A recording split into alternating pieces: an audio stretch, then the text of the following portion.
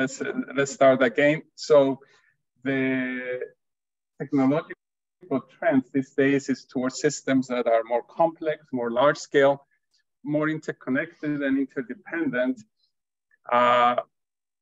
We have more and more components that combine software and hardware we need to deal with, and the requirement levels of automation become more high level, and we require more autonomy. So one of the key challenges that we have as a community, as a systems and control community, but also in terms of the industry that needs to implement this, is to design monitoring and control algorithms to address these technological trends, which everybody says they're actually going to continue in this direction. So let me give you some examples of what do I mean by these technological trends that our systems are becoming large scale, interconnected, interdependent, and so on. So one example that we're all aware of is the smart grid, which is changing significantly in the last couple of decades, especially with renewables, especially with some of the new things that are going on in this area, distributed generation and so on. Another application is in the area of smart buildings. Again, by smart buildings, there's different components. You can think about the energy component, you can think about the safety, you can think about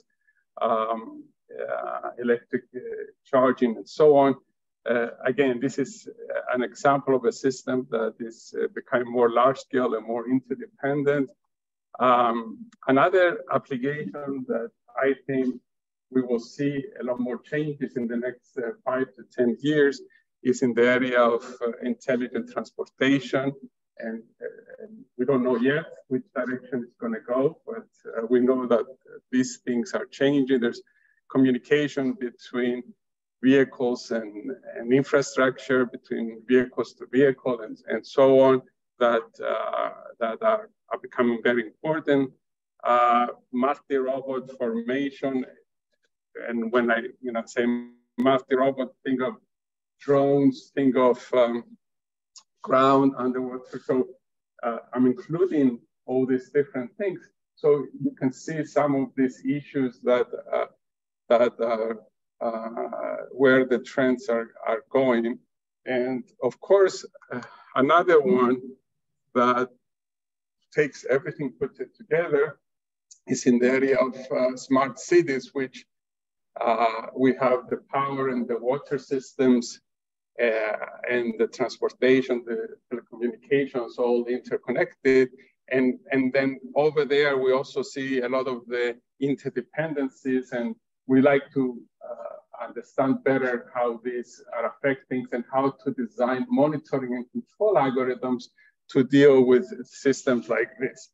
So this is the framework. This is kind of the motivation for what I'm going to be talking about. And I'm going to start with something simple, because this is what we teach our students at undergraduate level. We talk about systems that are blocks like this. And we have inputs and we have outputs and we have monitoring and diagnosis, or we have the controller, which is a feedback. And then you can put the monitoring and control together in terms of being able to possibly affect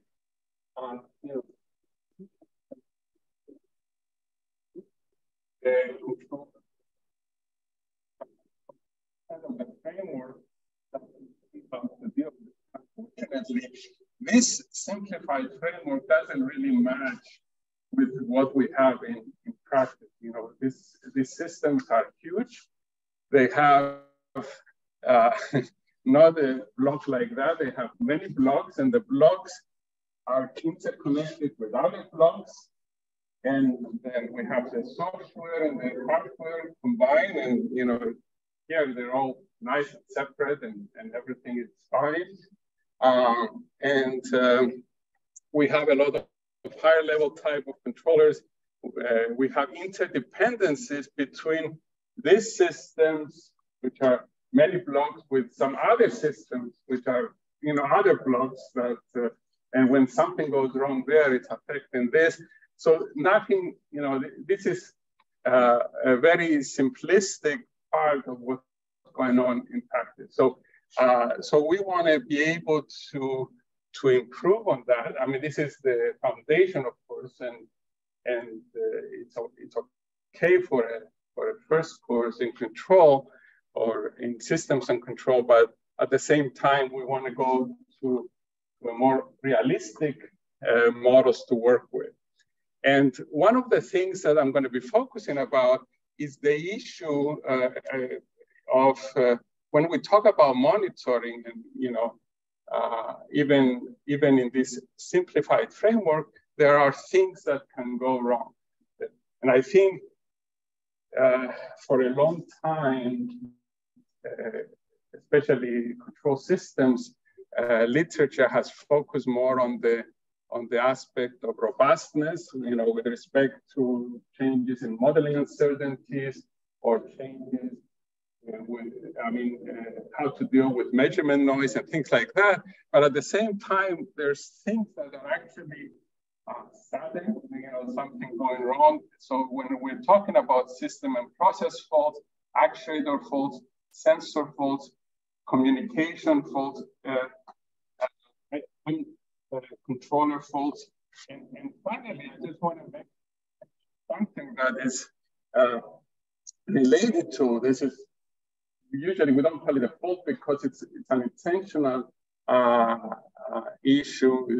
There's malicious attack. So, but all this causes changes in the system that we have to deal with. And so this is, in some sense, it's more related to the resilience of the system. So these issues of performance versus resilience, because a lot of time they're kind of, there are trade-offs. And I think we need to deal with situations where they don't happen very often. It's not like measurement noise, it's always there. It may happen once every 5 years, or it may happen once every 10 years. However, the impact of it is so big that it affects things significantly. And in some situations, when we talk about large-scale systems with hundreds or thousands of sensors, the possibility of having some of those sensors be faulty it's not going to happen every couple of years. It's happening all the time, and so you may have 200 sensors, but at any time you may have 5 or 7 of them not working like they should. And if they just send nothing, that's the best case scenario, because at least you know that they are not sending information. But if they send information which is wrong, which is happens quite often, then this goes into the feedback and it affects things. So in situations like that, so I think handling faults and even more so cyber-physical attacks, and I include both cyber attacks as well as physical attacks, because I think it's important in some applications. We need to, of course, deal with cyber attacks because of the automation and everything. But a lot of the times we also have to deal with physical attacks. So in the case of, for example, water distribution systems, cyber attack is, it's attacking the controller maybe that injects chlorine for cleaning the water. But another way that an attacker can affect the system is by injecting contaminant in the water. So this is a physical attack versus a cyber attack. So the cyber attack is more indirect, but it's also, they are both very important. So this is what we have in practice. And this is the issues that we want to deal with. And when we say deal with, what do we want to do?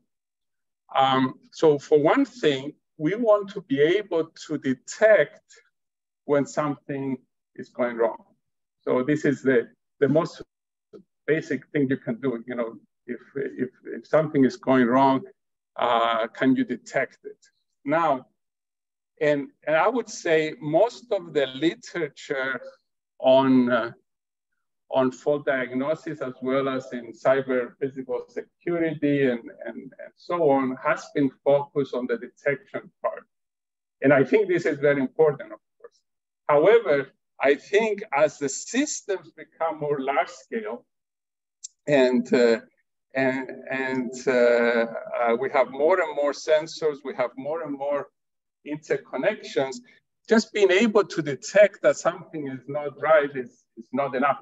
It might be enough in the case of a cyber attack, because you can just shut the system down because it's too dangerous to try to fix it online. However, if you have many sensors and 3 or 4 or 5 of them are not working, you can, a lot of times you cannot afford to shut down the whole system.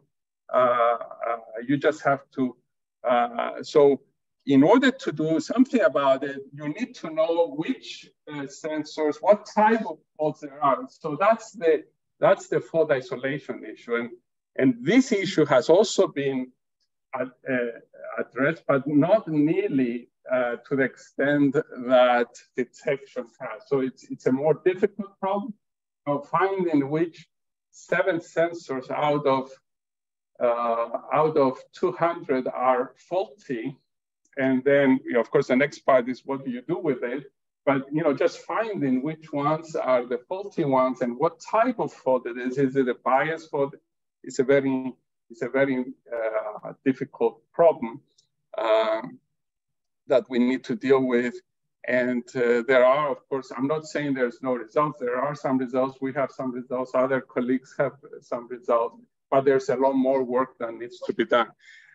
Something that is even less addressed is once you determine that something is going wrong, and you even determine what type of fault it is, you have to assess the risk, right, in real time, because you know, it's in a lot of the simulations that we do in fault diagnosis, you detect the fault and that's the end of the simulation. Basically, it's assumed that you shut down the system. In practice, systems do not get shut down very much, right? You cannot shut down a water distribution system. What's going on? The problem is, how is the fault going to propagate? How is it going to, what, you know, you kind of have. So that's the risk assessment. And you have to do this in real time. And there's other communities like in the financial sector and in other areas where risk assessment is something that, you know, they have analytical results, they have theories and things like that. I think we need more of that, and we need to have ways to update that. And finally, Computation is, once you know that something, how do you accommodate it? So, how do you deal with faults? How do you deal with attacks?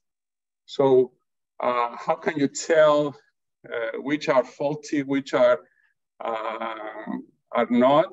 So there are 2 main methods, but they're both relying on a similar idea, the idea of redundancy. You need to have 2 different signals that are to tell you if something is going wrong or not. So one way is to have multiple components, have more sensors than you need, or more actuators, or more subsystems, or more communication networks. Of course, at some point, this is not very practical. it may be practical in space applications where, you know, the risk is too high not to have 3 sensors doing exactly the same thing. And then if one of them is giving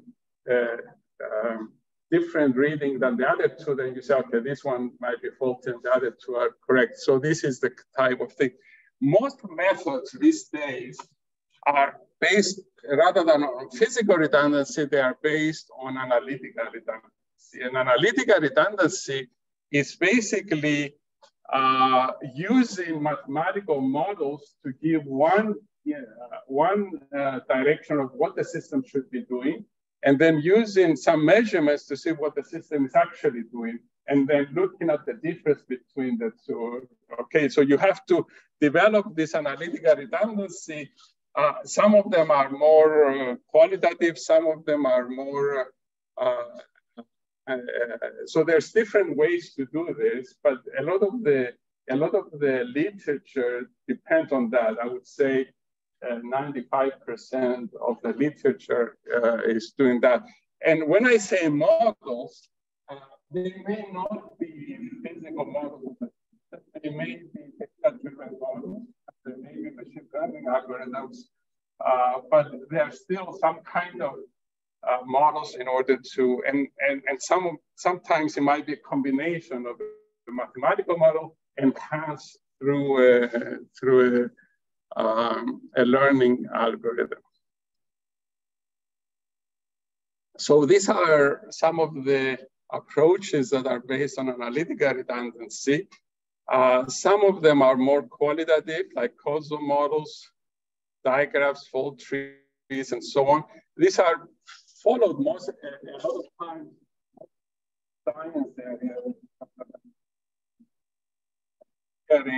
And then we have more quantitative methods like Kalman filters, parameter identification, observers, parity equations that are more in the area of systems and control, and also in general so all these are being used in practice. I'm not going to go through an extensive literature review, but a lot of the time, what is assumed is that we have a very simple system. We have a single fault that we're trying to, and then once we detect it or isolate it, then we are done.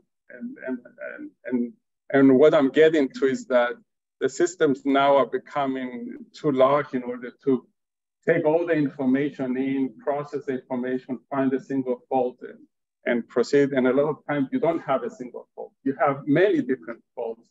It may be one fault and then another fault, then another fault, and then you have to deal with it differently as time goes by.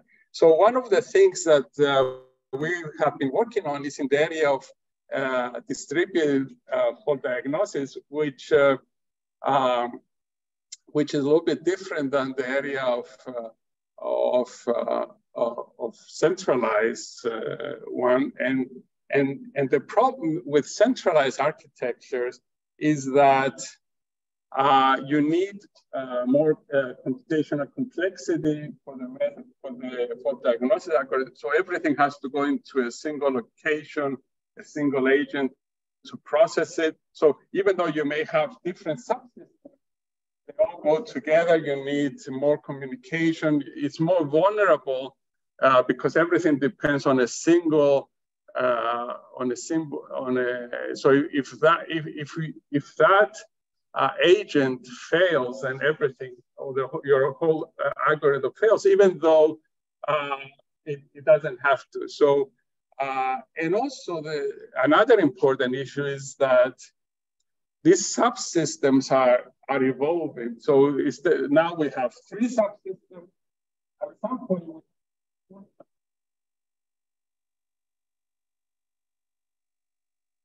design from the beginning, and so this is so that's why people have looked at the non-centralized architectures, and the non-centralized architectures can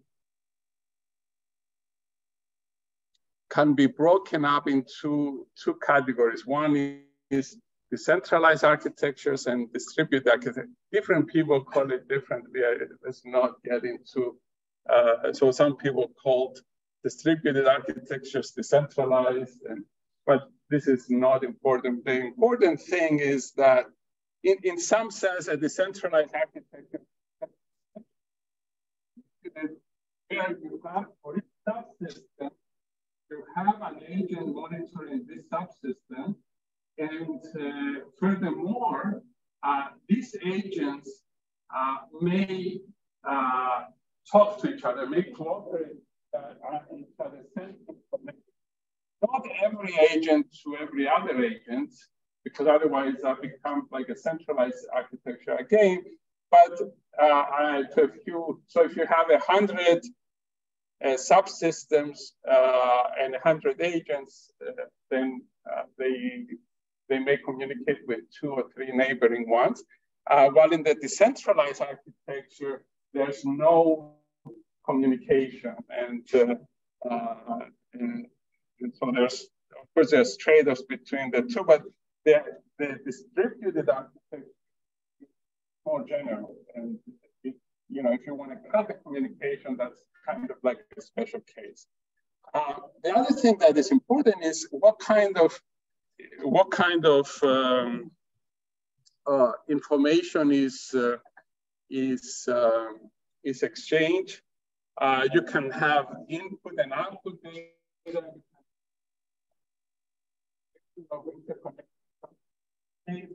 At the high level, you can have both signatures or just decisions. So there's different works that focus on different aspects. Even more important, when do you communicate? So for a long time, we always assume that in systems and control that everybody communicates with everybody all the time, or the system and the controller communicate all the time. Same here, but it doesn't have to. And even more so, we don't need computation because we need some control. Not in terms of bandwidth, but also in terms of security. The more you try to compute, the higher the probability of being open to cyber attacks and so on. So there are trade-offs, and you can.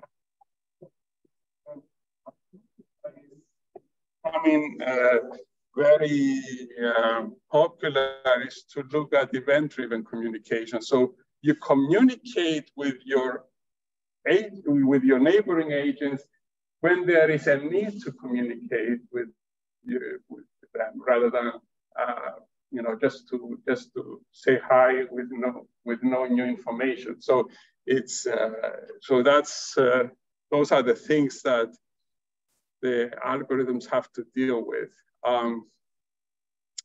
So this distributed fault diagnosis, which is kind of a new area in the fault diagnosis area, has some key challenges, but it handles some of the problems with centralized. Of course, from a theoretical viewpoint, somebody might say, well, you can, in a centralized, you can take all the information and break it up into sub-programs, and each sub-program is responsible for it. But I think from a practical implementation viewpoint, you want this to be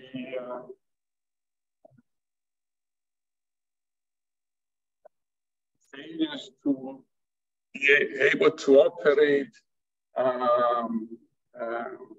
separately, and this makes it easier to isolate fault, because everybody is monitoring a different part of the system. It makes it easier to scale up. So if you have a new subsystem, then you don't have to redesign the whole system. You only have to create a new agent, make the adjustments on neighboring agents and so on. And it's also not a single point of failure. And also it fits with the direction that control is going towards more distributed control. So let me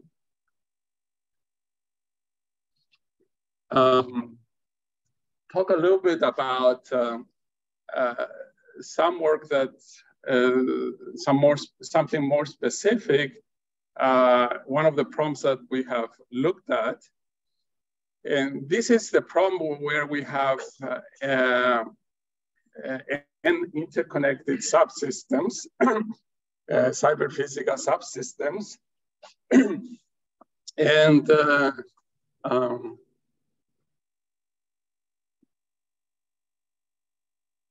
where we have, so we have, these are,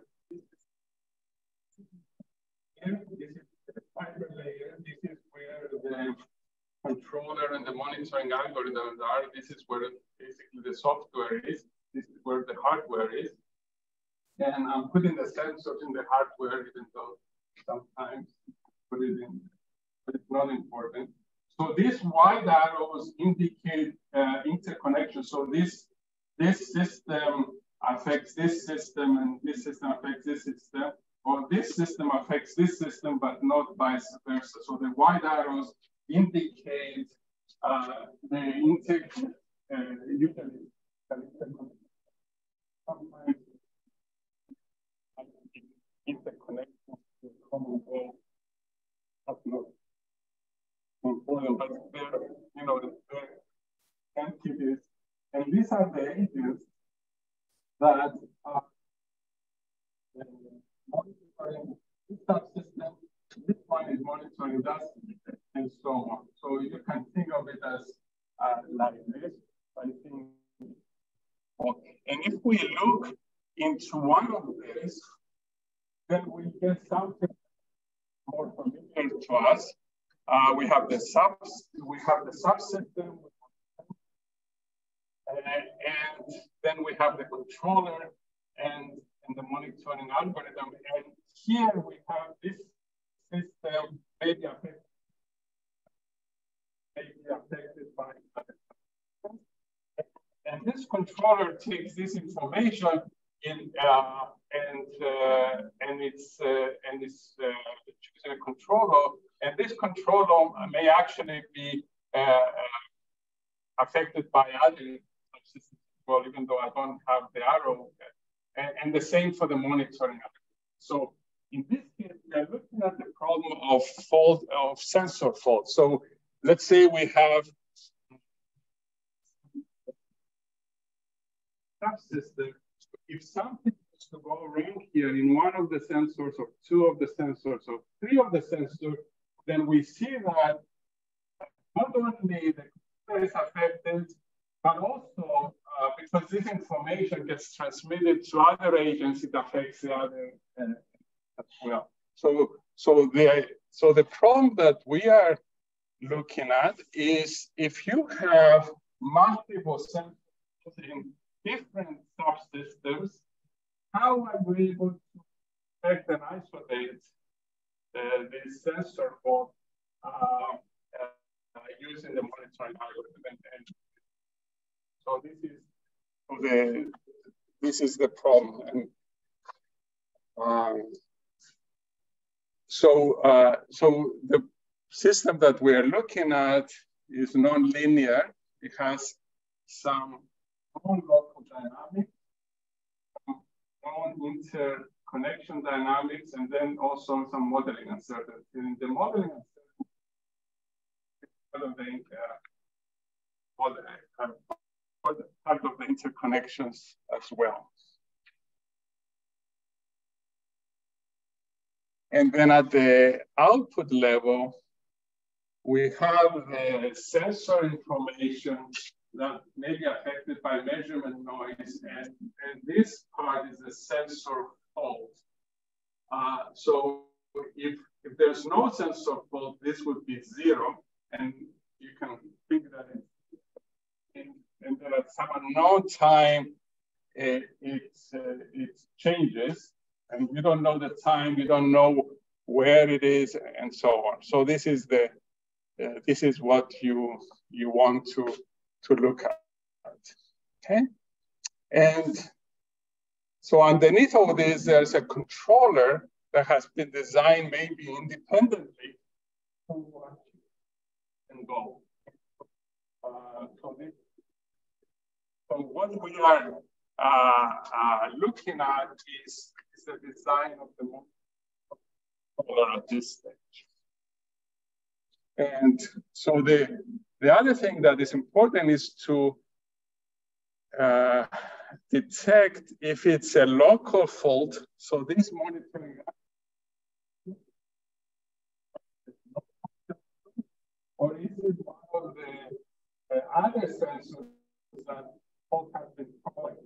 So this is of handling this situation. So how do we design this monitoring agent, this framework? And so we started, and so I'm not sure. So I did some work in adaptive control, so I can adapt on me to slow down and or stop completely. So, huh? Okay, all right, that sounds good. Sounds like a good goal. So the monitoring system looks where you have one line of is the estimation scheme, and the non-linear estimation scheme where you have the components that you know plus it's very it's a simple estimation scheme. And based on the estimation scheme, you can obtain an error, which is called the residual error. It's the difference between what you're getting minus what you think you should be getting based on the estimation scheme that you have. And of course, in here, you have modeling uncertainty, you may have faults, or you may have this. So what you do is you compare this residual error to an adaptive threshold in order to whether the difference between the residual error and the adaptive whether the adaptive threshold is exceeded or not. And you have a whole lot of them. So you have it may exceed or it may not. So you have a lot of ones and zeros, and this based on this two comparisons. So one of the key components is to see how you could design this adaptive threshold, which is based on your knowledge of the bounds of the uncertainty.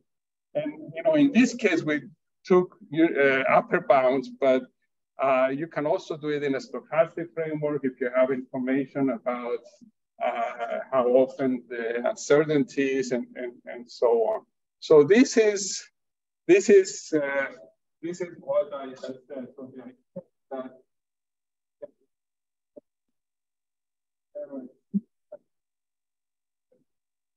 you say, okay, there's something going on here, and then you have to decide what is going on there, which is kind of the next step. So this adaptive threshold is it looks complicated, but what it is really it's a signal based on the bounds of the uncertainty pass through a filter. This is a filter, stable filter, plus another signal. So even though if you see it mathematically, it looks very complicated. It's really, the implementation of it is straightforward in the sense that it's a signal passed through a filter plus another signal, which is what is given here. And of course, there are some design variables, which are always a question, how do you choose those based on that. So based on that, you have a whole bunch of these ones and zeros. So this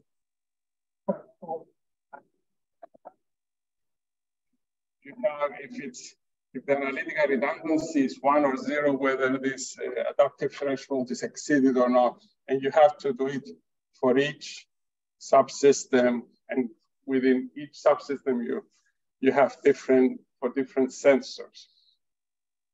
And then the next part is so once you have all these subsystems, sensors, you do multiple sensor isolation logic.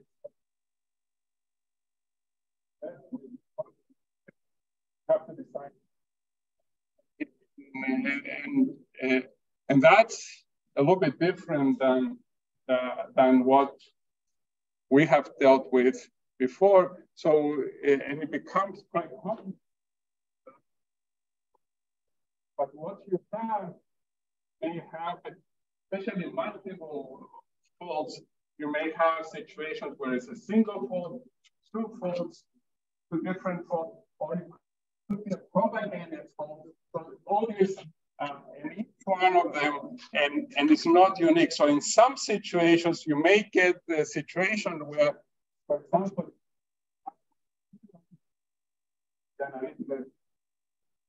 one situation where this is the case, so you can determine if I get 1, 1, 0, it's actually 2 faults in sensor 1 and 2. Now, if I get a 1, 1, 1, then I have different scenarios. It could be this situation, it could be this, or it could be a propagated. So even though you don't have a unique solution, you have some information that tells you it's one of these 5 options, which is still useful to know. Okay, and this is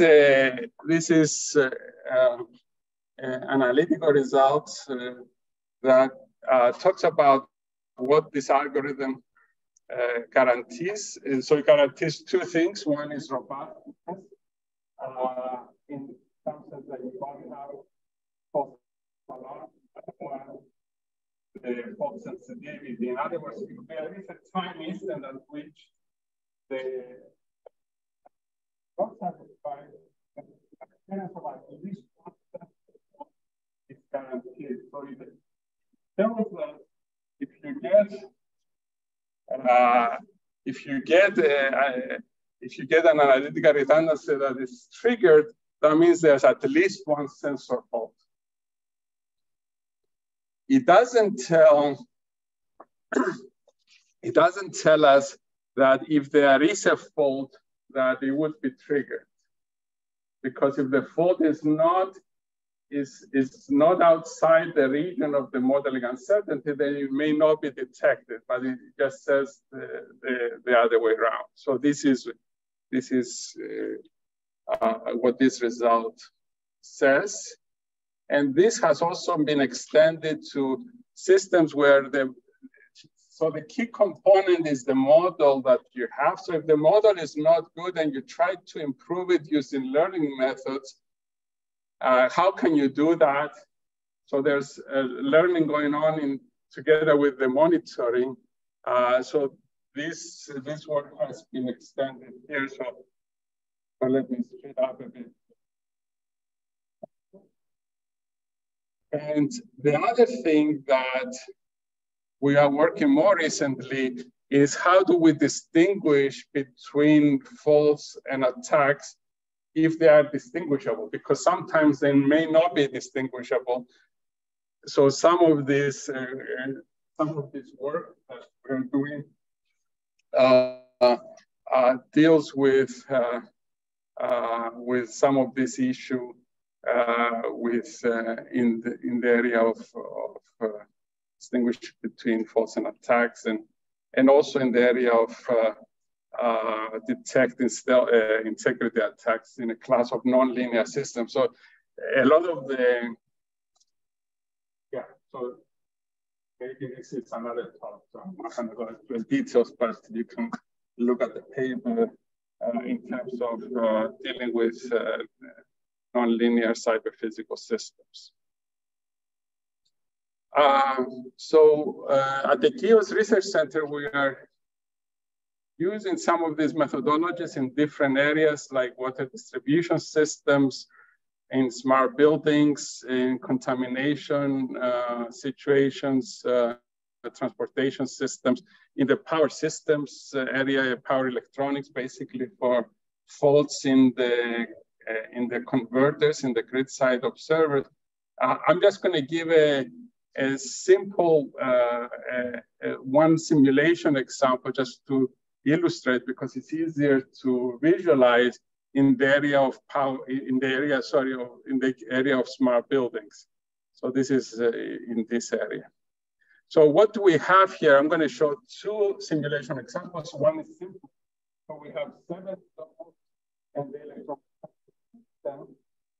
And the idea is that we have sensors in each room and also in the electromechanical system. And then based on this system, to be able to isolate if there's a couple of 1 or 2 or 3 faults somewhere, a sensor fault, how can we? So you might think it's easy. All these are separate.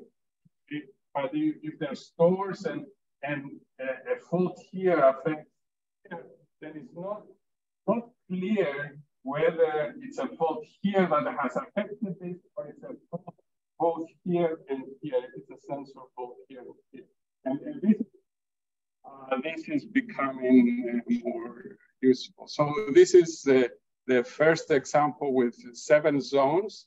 And what we simulated is we simulated 2 sensors.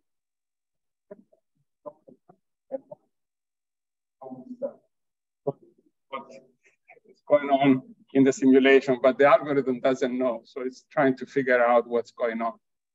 So if you look at this algorithm, so it shows what we want. I just wanted to illustrate that if you were to look at the tracking error, in other words, if you were to look at what the temperature is versus what it should be because of this fault, you wouldn't know the tracking error here, zone 1, in 2, in 3, in 7, in 6, not here, in 4 because of the open doors and things like that. So if you were to look at this, you wouldn't know if it's one fault that has affected other areas, or if it's 2 or 3 and where they are. So this is the importance of this algorithm to be able to distinguish with these techniques. And we also did another simulation with a more larger zone. And I'm not able to show all 83 plots, so I'm going to show some of them, but you have to trust me on the other one. So here, we're actually simulating 2 faults, one actuator fault. I haven't talked about actuator. We did some work in that, and also sensor fault. So there's an actuator fault, sensor fault in zone 3. And I'm just going to show. Sorry. I'm just going to show this part and not show the other one.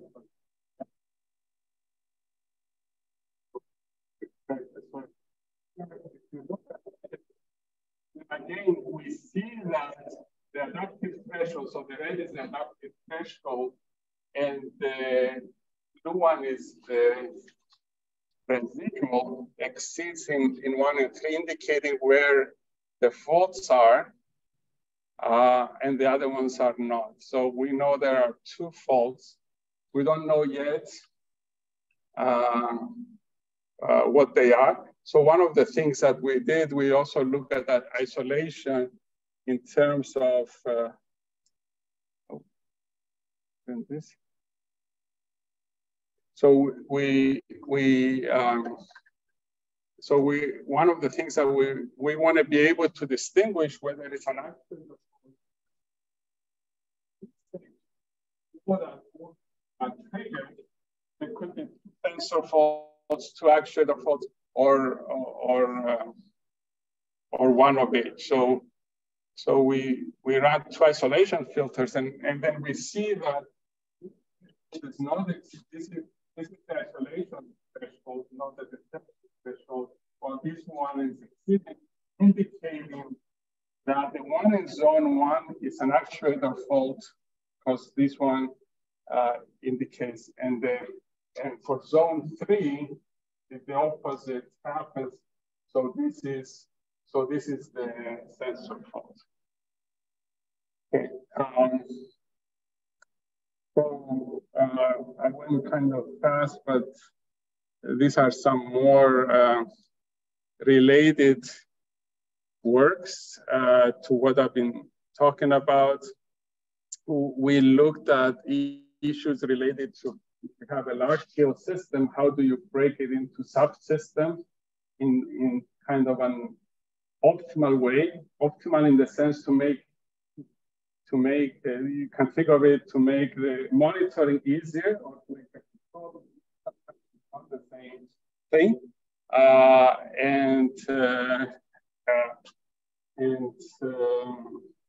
and also in some other applications.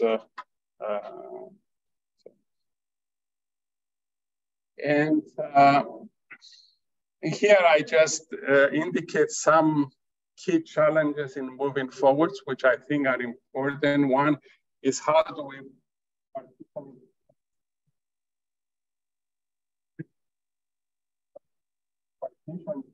sometimes it's obvious smart building example of different rules, but you can also take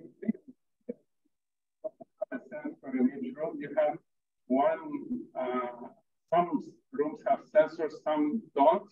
How do you cluster them? You don't have to do, so maybe there's a better way to do it.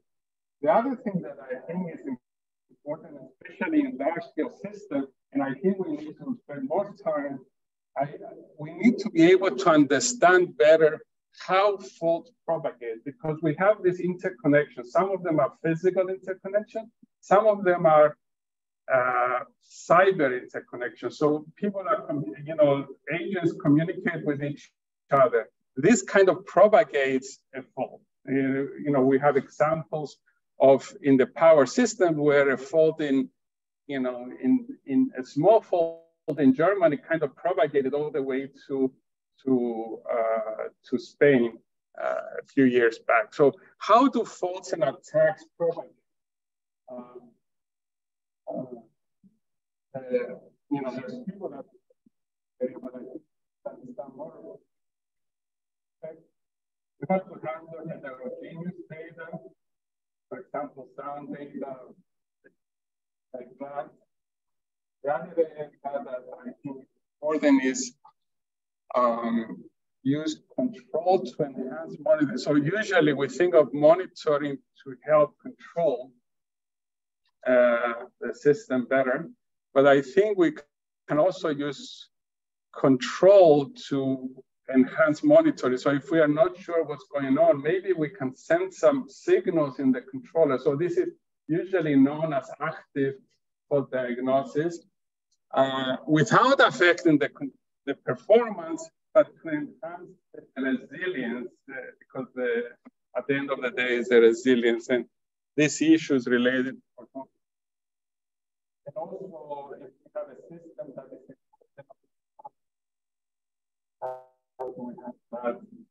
so all these are interesting issues. So let me just acknowledge. So some of these ideas, of course, is with people that I have worked for many years, and I like to acknowledge, and also people that I'm currently working on.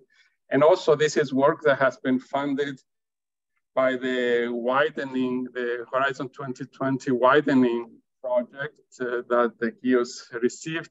And also recently we started about a year and a half ago, an ERC synergy grant in the area of water distribution systems that is supporting some of these ideas. And before closing, I just wanted to say something about the KIOS Research Center. Just one slide. So I'm very happy to be at Digital Futures because in some sense it's kind of like a brother or sister of KIOS, because we do similar things. We look at similar ideas, and I'm hoping that we can also establish a more strategic collaboration. So the center was established actually bottom up. You know, some colleagues got together and said, okay, drank too much coffee or too much wine, and said, let's start a center. We were very lucky to have received this widening teaming award in 2017, because it allowed us to upgrade to significant funding for about 10 years or so. So we operate within the University of Cyprus at the level of we're not under the department or the engineering faculty. We're more at the level of the faculty, but we're part of the university. Currently, we have about 190 people, which are actually funded from external research projects. So this is where, and in addition to writing papers and all the other academic things that we all like to do, we're also significant in synergy with international industrial and government organizations in the area of critical infrastructure systems, which is the area that we work in, and also build some test beds to test technologies and so this is a little bit of a 2-minute introduction of KIOS, which is, like I said, is similar to Digital Futures. And that's all I have. Thank you very much. I've been helping.